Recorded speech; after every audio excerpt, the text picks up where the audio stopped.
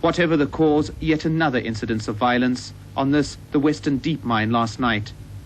At union offices near the mine, some of the 60 strikers who were injured when mine security and police used rubber bullets and tear gas to disperse what they described as a group of heavily armed workers. The longer the strike lasts, the more the pressures are going to build up between those who want to go to work and those who want the strike to continue. And our main fear now is that there will be even more violent clashes in the days ahead as the two factions test each other. The union believes the strike could become more than just a wage dispute. They have even gone out of their way to say that it is a test of strength between us and them. We have never seen it as a test of strength. We've seen it as a straight wage dispute. An independent research group estimates that over 330,000 miners are now on strike. And the fear is growing that with neither side prepared to budge, only the state can break the deadlock. An officer on watch has been blamed for the sinking of the tanker Sinetta off Iceland last Christmas. 6 British officers and 6 West African crew members died when the Sinetta ran aground and then capsized. The Social Democratic MP for Caithness and Sutherland, Mr. Robert McLennan, is to be nominated for the leadership of the party, now that Dr. David Owen has resigned. The man who will propose him is Mr. Charles Kennedy, the MP for Ross, Cromarty and Skye, who had been reported in some papers to be the front-runner. Mr. McLennan is thought to have favoured closer ties with the Liberals, short of a full merger. In New Zealand, the Conservative National Party is closing on Mr. Longye's Labour Party in tomorrow's general election. The latest poll shows Labour's lead narrowed to 4.3%. The Labour leader, Mr. Longye, hopes to be the first Prime Minister to win a successive second term since the war. He says New Zealand should remain nuclear-free in energy and defence. The National Party leader, Jim Bolger, is campaigning on a law and order ticket and has charged Mr. Longye with standing shoulder-to-shoulder with Cuba's Mr. Castro and Libya's Colonel Gaddafi. The results expected midday tomorrow. Golf, 2 Scots are in the lead after the second round of the Benson and Hedges International at Fulford. Bill Longmuir and Sam Torrance are both 9 under par. Germany's Bernard Langer shares second place, but Nick Faldo only just made the cut, just 2 under. It was another good day for the normally taciturn Torrance. From the start, he continued with the same relaxed approach that had given him the overnight lead. And immediately, it brought results, improving to 8 under, and 2 holes later, it was 9. But as Torrance prospered in the morning's calm conditions, there was still a deep depression hanging over Nick Faldo. A missed 5-footer early on was the signal for his temper to follow his game downhill. Thankfully for Faldo fans, both improved on the second half. He came home 2 under par and survives to play at the weekend. Bill Longmuir's only European win was in a personality contest. He was voted Mr. Basildon, and today his character was tested again with a couple of bad misses. He came through to share the lead with Torrance. But as the wind picked up, Bernard Langer was scenting a chance of victory. He came home with 6 birdies in the bag, all set to confirm his place as favourite. The 6th at the last hole left him just a stroke behind the leaders. And if he does go all the way, it won't be an unpopular victory. Peter Staunton, ITN Sport, Fulford. The main news again. The Home Secretary has ordered a fresh look at the Woolwich and Guildford bomb convictions in the light of fresh evidence. And 4 children in the Cleveland child sex abuse row have been freed from legal control. They're no longer wards of court. Finally, the many fans of the alliterative television reporter Alan Wicker all say there could never be anyone like him. But it hasn't stopped them trying. When they invited him to Plumpton races today, he found himself confronted by wall-to-wall Wicker lookalikes. For the Society's first ever meeting with their idol, glasses and moustaches were obligatory. When the real Alan Wicker arrived, it was to appreciative applause. And a lunch at which some members, tackling seafood cocktails and false moustaches, came a little unstuck. But as he posed with a lineup of lookalikes, it seemed as if Mr. Wicker was being not so much appreciated as sent up rotten. I'm here to enjoy the occasion and basically spend some good time with Alan here today. John, describe the scene. What, here at Plumpton? Well, Plumpton, a most improbable paradise for punters in an enviable setting. Mr. Wicker, You being appreciated or sent up?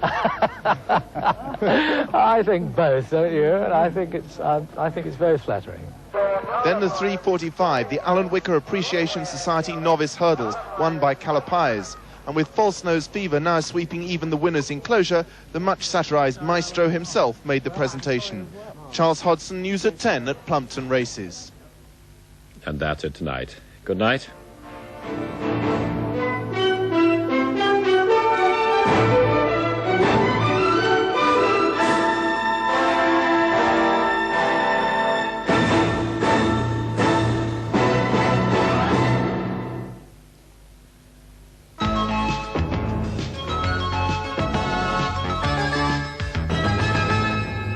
Good evening. Police hunting the killer of an 89-year-old man at Portsmouth say the frail man put up a brave struggle for his life. The body of Leonard Elwell was found this afternoon at his home in Southsea by a neighbour. Police say he suffered multiple head wounds after being attacked with a blunt instrument. It's thought he may have disturbed a burglar. An 80-year-old man has appeared in court at Alton in Hampshire, charged with murdering his wife. The body of Gladys Cullum, also 80, was found at their home at Liphook on Tuesday. Her husband Arthur was lying unconscious nearby. Mr. Cullum was remanded in custody until Wednesday. An inquest has been told that 3 girls died in a house fire at Eastleigh in Hampshire because they were too frightened to jump from a bedroom window. Trina, Charlotte and Kerry Blackman, aged 7, 9 and 10, were all trapped in their blazing home. Their mother, who escaped with her son, pleaded in vain for them to jump to safety. It's thought a burning cigarette started the fire. The verdict was accidental death.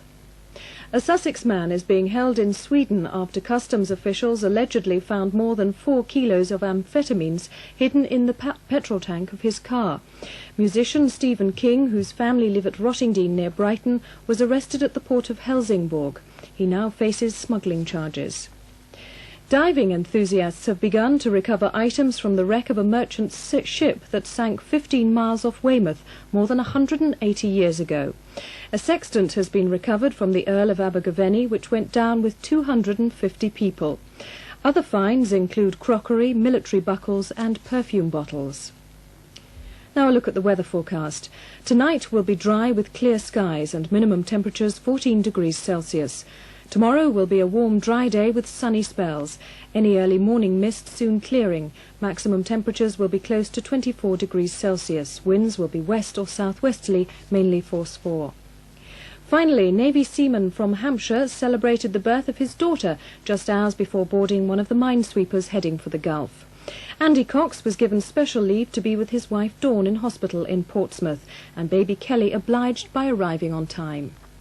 That's all from us. A very good night to you.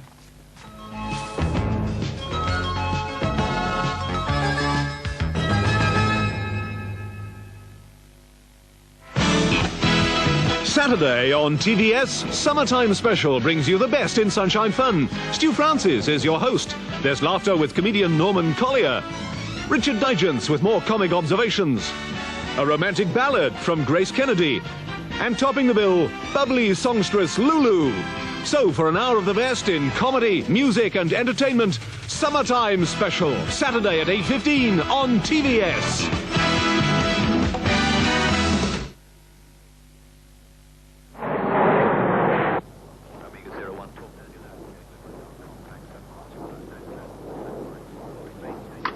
All papers cover business matters, but there's a paper that really matters in business.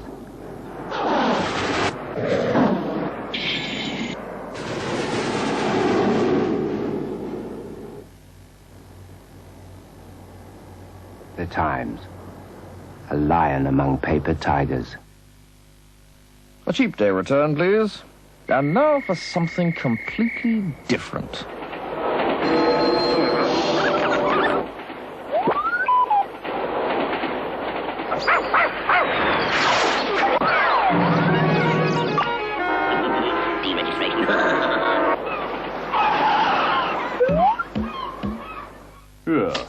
Make the most of the summer.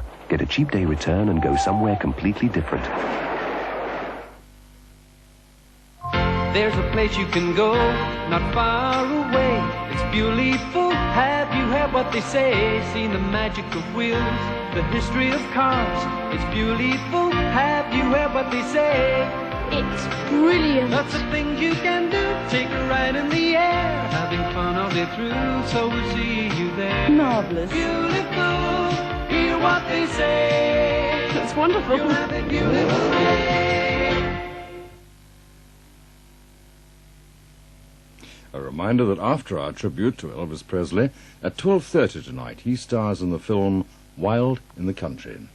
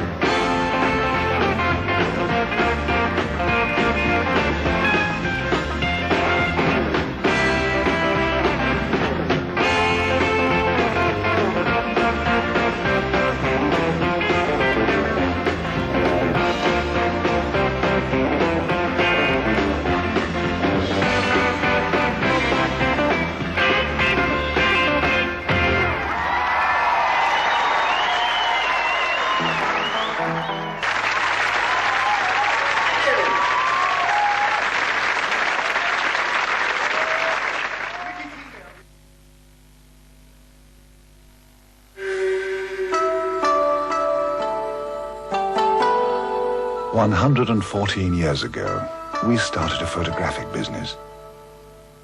We made Japan's first ever camera.